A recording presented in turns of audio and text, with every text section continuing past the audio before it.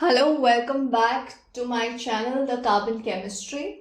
And today we are going to continue with alkynes, its chemical reactions. Now, in the last class, I already mentioned that alkynes are unsaturated. Now, if they are unsaturated, which type of reaction do they undergo? They undergo addition reaction. If they are saturated, like alkanes are saturated. They undergo which type of reaction? They undergo substitution. So alkenes and alkynes undergo addition reaction. If you all are well versed with the chemical reaction of alkynes chemical reaction are more or less similar. So it will not be much of a difficulty. The first one is catalytic hydrogenation. Okay, catalytic hydrogenation. What do we mean by that? We are adding hydrogen. In the presence of what? In the presence of a catalyst. Let us see an example. We are taking ethyne. Okay. Now when we are taking ethyne, we treat it with what? We treat it with hydrogen. In the presence of what? In the presence of nickel or platinum or palladium. What will happen? One H goes to one carbon. The other H will go to the other carbon. So you will get CH2. Triple bond, instead of triple bond, it will become double bond, CH2. Again, what we do? Again, we add H2.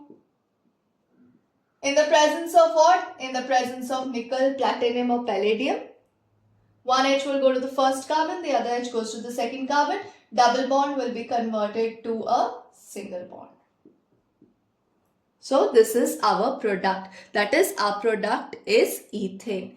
If there is confusion to do it in this way, let us just write the bonds and see. So how are we going to write the bonds and see? HC triple bond CH. Okay. Plus H2. Now what will happen? I told you, or else if you want, mention the bonds of H also. H and H.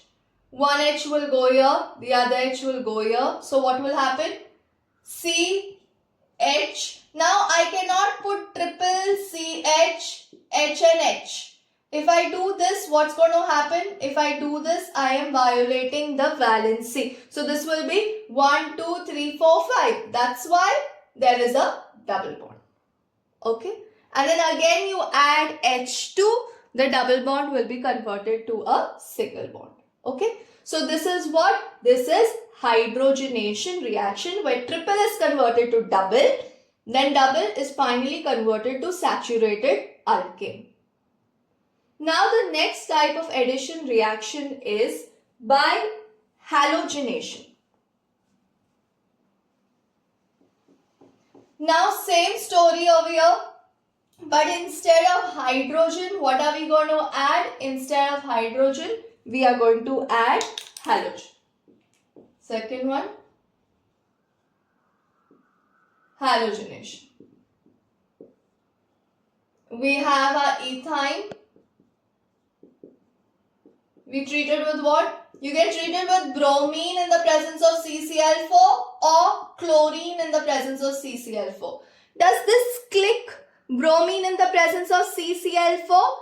This reaction is the test for unsaturation, where I already told you all that the reddish brown color of bromine has been discharged if the starting material is unsaturated. Same way we had learned for alkene. If it's ethene or if it's any alkene and if the bromine color is discharged, that means the starting material is unsaturated. Okay, it can be alkene or it can be alkyne. For sure, we can't say whether it is alkene or whether it is alkyne. This is just a test for unsaturation to determine whether there's a double bond or a triple bond. So, what will happen? One bromine goes to one carbon, the other bromine goes to the other carbon.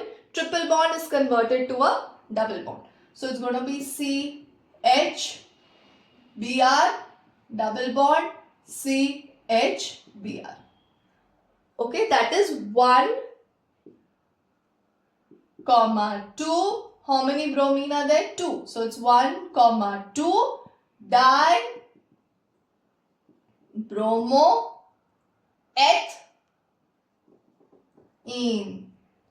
Right? The suffix is ene. So it's 1,2-dibromoethene. Now, what happens? Our reaction is still not done. We have to convert the double bond to what? We have to convert the double bond to a single bond.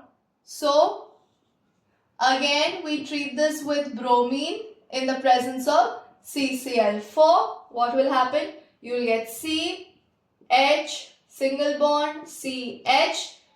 You will have Br, Br, Br here, and Br. So what is my product? The name of my product is, first number it, okay? Then check your prefixes. So it's 1, 1, 2, 2, tetra, bromo, ethane. So what did we do over here? The reaction is same like that we had done for alkene, but in alkyne there are 2 steps. In alkene we can just finish it in 1 step, but in alkyne there are 2 steps. So we have ethyne. If you treat it with bromine, one Br goes to one carbon, the other Br will go to the other carbon. You will get 1,2-dibromoethene. Followed by again an addition of bromine in the presence of CCl4, you are going to get 1,1,2,2-tetrabromoethane. Okay. Similarly, you can add chlorine in the presence of CCl4, you will get 1,2-dichloro. Okay. But in the presence of chlorine in CCl4, that is not a test for unsaturation. The test for unsaturation is of bromine in the presence of CCl4. Now, similar way, we can also add iodine. But with iodine, there will only be the first step. Okay. So, if I am going to add I2 over here, I2 is not added in the presence of CCl4, I2 is added in the presence of alcohol. So if I am going to add I2, I am just going to get one step. I will just get 1,2-diiodoethene. Iodine will not proceed with the next step. Okay. So it's like, because majority of the reactions with iodine go as reversible, or the reactions go with one step. Fluorine, just like I mentioned, it was highly explosive, so we don't tend to use it. Most of our reactions of halogenation, or whenever the halogen is added, whenever we add X, mostly we take chlorine and bromine. Okay, so this was the second reaction, that is halogenation. Now the third reaction is halogen acid. Now we are going to treat with halogen acid. What do you mean by halogen acid? HX. Okay. X, mostly we take Cl or Br. One H will go to one carbon. The Cl will go to the other carbon. Okay. So what's your product here? CH. Suppose one H is gone over here. Triple bond is converted to what? Triple bond is converted to double bond. CH and Cl. Now what's going to happen? Now again, we are going to treat it with what? We are going to treat it with HCl. Now if we treat it with HCl, what is our product? C, H, H, H, single bond, CH, Cl, Cl. The halogen will go to the same carbon atom, okay? Now, if you remember in the last class, I had mentioned something called as vicinal dihalide. Vicinal dihalide means what? When halogen are present in the adjacent carbon. When halogen is present in the same carbon, it is called as geminal. Geminal dihalide. Okay, that's the common name. So, where is your X group? X group will be on the same carbon atom. If we want to be a little specific and write its IUPAC name, what is the IUPAC name? Number it. Okay. Now we name it. It's going to be 1,1 dichloroethane. So it's 1,1 dichloroethane is the IUPAC name. Alright, so what is halogen acid? Halogen acid is HX. What are we doing? We are adding. We are adding to what? We are adding to an unsaturated compound. Which unsaturated compound? We are talking about alkyne, so we are adding it to alkyne.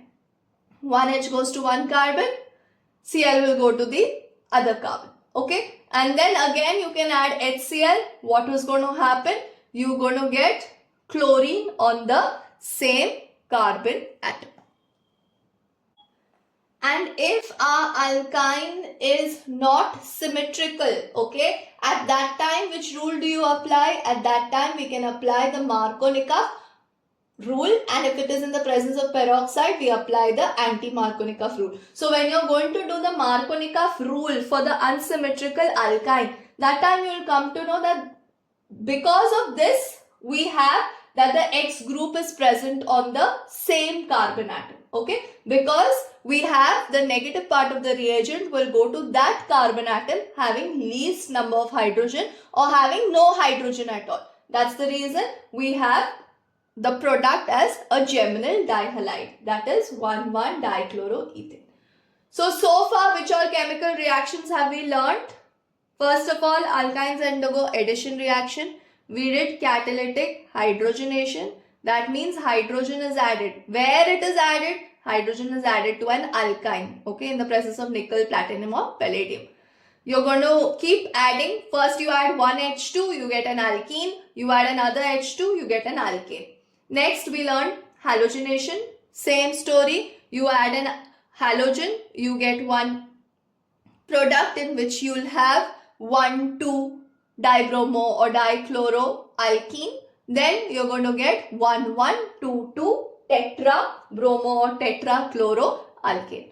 Then for halogen acid, we are going to add it in such a way that one H goes to one carbon atom, the other Cl goes to the other carbon atom. When you are using the other mole of HCl, that time what is happening? That time the Cl is going to that carbon where there is already Cl. Okay, so it's going to be like 2 halogen on one carbon atom. Now the next chemical reaction is ozone or ozonolysis. Let's see how we can add ozone to an alkyne.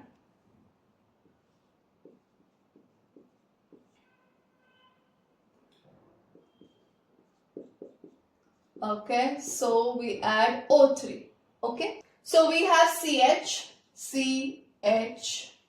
Okay, now you have to stack this O.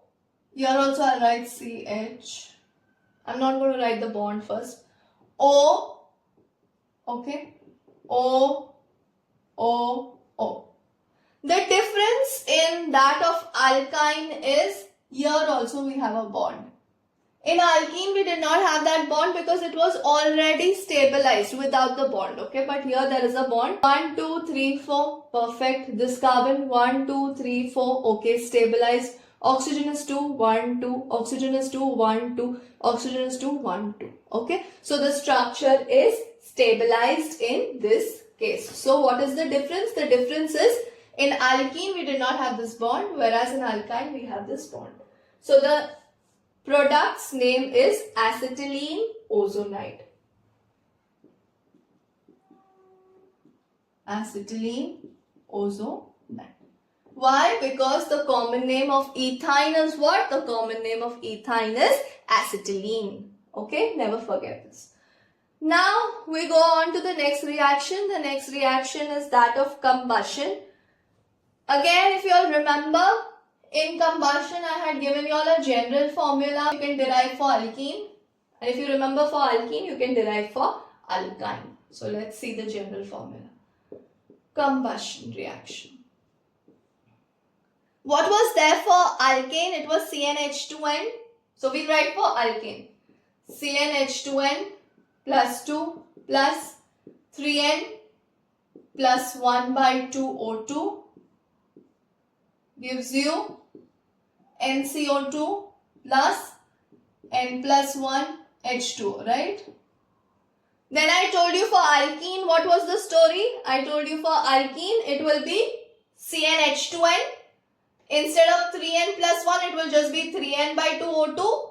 It will be NCO2 and NH2. Okay, so remember one and then derive the others. Now for alkyne, what's the general formula of alkyne? CnH2 and minus 2. So for CnH2 and minus 2, it is 3n minus 1 by 2 O2 gives you NCO2 plus n minus 1H2. Okay. So for alkane, it was plus 1 plus 1, n plus 1H2. For alkene, there was nothing, okay? Only it was 3n by 2 and that was NH2. But for alkyne, it is 3n minus 1 by 2 O2 and it is n minus 1 H2. Let's put one n value and check, okay? Now suppose if n is equal to 2. So it is C2H2 plus, this is 2. 3 2s are 6. 6 minus 1, 5. 5 by 2 O2. NCO2. N is what? 2. 2, right? We have considered n is equal to 2. So it is 2CO2 plus 2 minus 1 is what? 1H2 or H2. Now this is in fraction, it's 5 by 2. We do not need 5 by 2. So we multiply the entire thing by what? We multiply the entire thing by 2. Now we write it. 2C2H2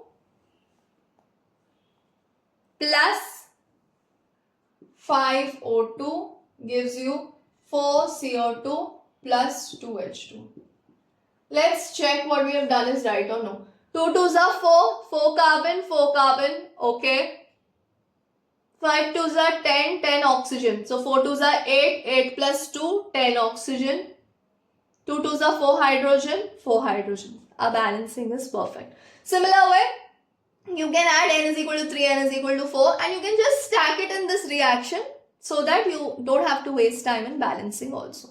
Okay, so this was combustion reaction. In combustion reaction, what is happening? Carbon dioxide has been released with a lot of amount of heat. Okay, then there is another reaction which is oxidation.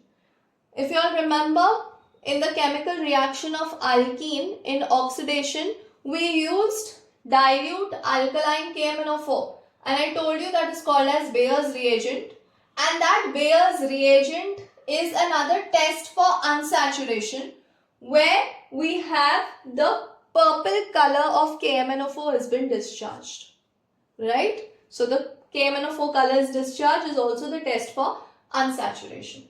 So we write over here oxidation. Oxidation of what? Oxidation of ethyne. Now this ethyne is treated with what? It's treated with KMnO4. Now KMnO4 is a source of nascent oxygen. Here it's going to provide with 4 nascent oxygen. Okay. So in the arrow, if you want, you can write alkaline KMnO4 because this is how that nascent oxygen has come. So in the exam, you don't need to write 4 oxygen, okay? You can simply write this ethyne. You can put an arrow and write alkaline KMnO4 because they will understand as KMnO4 is a strong oxidizing agent. You have oxidized and you have got your product. So over here, what's going to happen? You're going to get a product which is COOH, COOH. Okay? This is your product because alkyne, when it undergoes oxidation, it will give you an acid. Which acid is this? The common name of this acid is oxalic acid. Okay, they generally ask the common name of this acid. And this is oxalic acid. And if you have to tell its IUPAC, remember last time I had told you if there is more than one same functional group, okay, that time name the whole alkane. That means this is 2. 2 is ethane. Name the whole alkane with an E. So it is going to be ethane dioic acid. Because there are 2 COH, we call it as oic. Okay. What oic? Di. So it is ethane dioic acid. Or the common name is oxalic acid.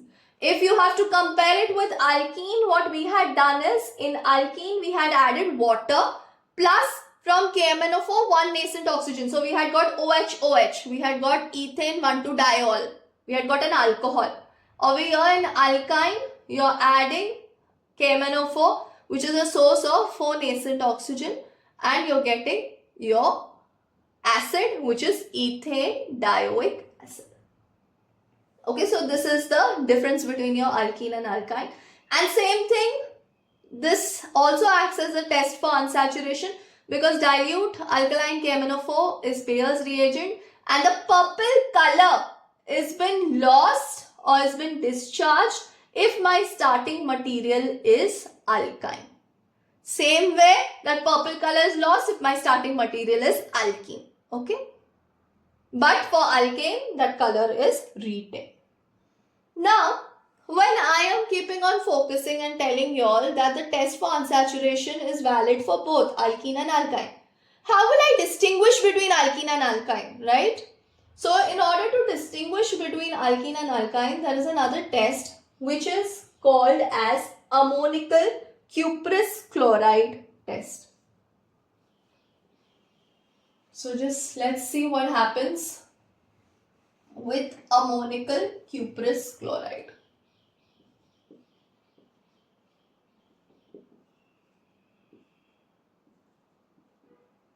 Ammonical cuprous chloride. Now my starting material is what? My starting material is alkyne. This reaction occurs if there is free H. Okay. Suppose if my one of my reactant is CH3C triple bond CH. So there's only one free H. So here the reaction will occur. Here there are two H. Therefore the reaction will occur on both the hydrogen. It's called as an acidic hydrogen. So now what happens? We have an alkyne. We treat it with cuprous chloride, that is CuCl. In the presence of what? In the presence of NH4OH. Okay, ammonical cuprous chloride. There are 2 moles of cuprous chloride treated with 2 moles of ammonium hydroxide. Now, H is positive. Over here we have copper, right? So this H is going to be replaced by copper. How many free H's are there? There are 2 free H. So these 2 free H is going to be replaced by copper.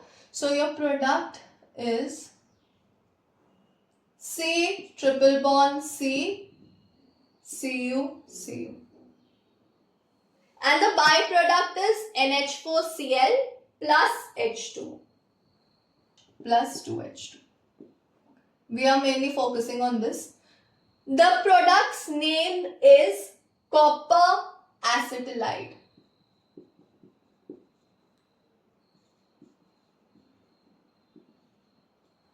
Copper acetylide. This copper acetylide is a red precipitate.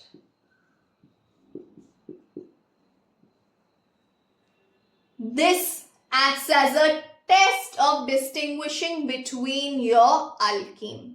Okay.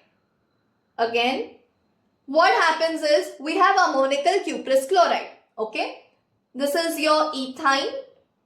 There are 2 free H. You treat it with cuprous chloride in the presence of NH4OH. H is replaced with what? H is replaced by copper. So you get copper acetylide. There are 2 free H. Therefore, this 2 free H are replaced by copper. You get copper acetylide. This is a red precipitate. This test is only shown by ethyne, or it is only shown by the alkynes. To be specific, with ethyne and propyne, because they have the free H. So, will ethene show this test? No, ethene does not show this test. Okay. So, how are we going to distinguish between ethene and ethyne? We are going to be distinguishing with the help of ammonical cuprous chloride. Same way, you can also add ammonical silver nitrate. Instead of the cuprous chloride, we can also add silver nitrate. So over here we are going to take what? We are going to take AgNO3. Now Cu is going to be replaced with what? Cu is going to be replaced with Ag. So you will have silver acetylide.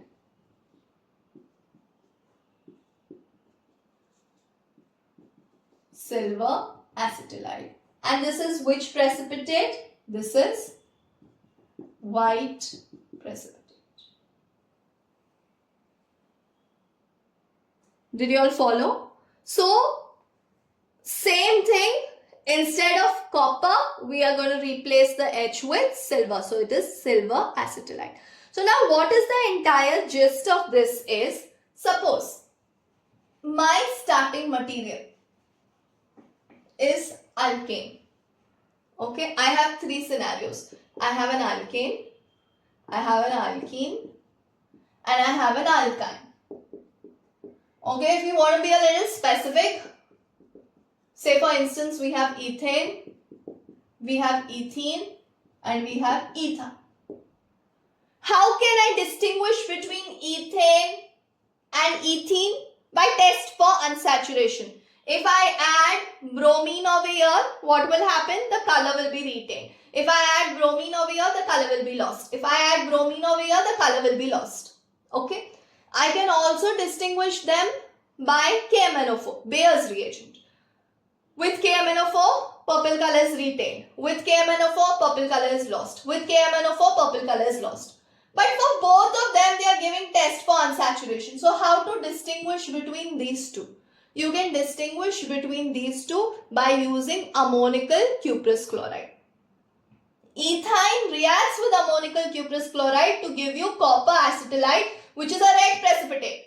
Ethene does not react with cuprous chloride to give you no precipitate. Okay, so this will not react, or it will not give you the red precipitate. This will react with silver nitrate, ammonical silver nitrate, give you white precipitate. This will not give any white precipitate. So this is how we can distinguish between ethene and ethyne. Because both are giving test for unsaturation. But ethyne is giving you treatment with ammonical silver nitrate and ammonical cuprous chloride, whereas ethene is not giving that. So what all we have studied? We have studied all the chemical reactions of alkyne, starting from catalytic hydrogenation, halogenation, halogen acid, ozonolysis or adding ozone. Then I taught you one general reaction for combustion. Then we did oxidation, and the last is ammonical cuprous chloride. Now we go to the last bit of alkynes, that is uses of alkynes. Now what all are the uses of alkynes? Alkynes are used in oxy is acetylene torch. Okay. Then in ripening of green fruits, in manufacture of organic compounds and polymers. Okay. So the production of oxy-acetylene torch is used for welding and cutting purposes. So acetylene is highly used in the welding purpose. Then for artificial ripening also you can use. Manufacture of organic compounds, in the sense for acetylene, you have certain organic compounds are formed like oxalic acid. Just now we saw in the oxidation reaction, when it is treated with KMnO4, you get oxalic acid. So oxalic acid is an important organic compound that you can get from acetylene. Then you can get acetic acid when you're doing further reactions. Okay, so these are how we can produce different organic compounds using acetylene as our starting material. We can also prepare polymers using ethyne or using certain other alkynes. So that's it for the alkyne family. Okay, we will continue with the next family in the next class. Thank you so much.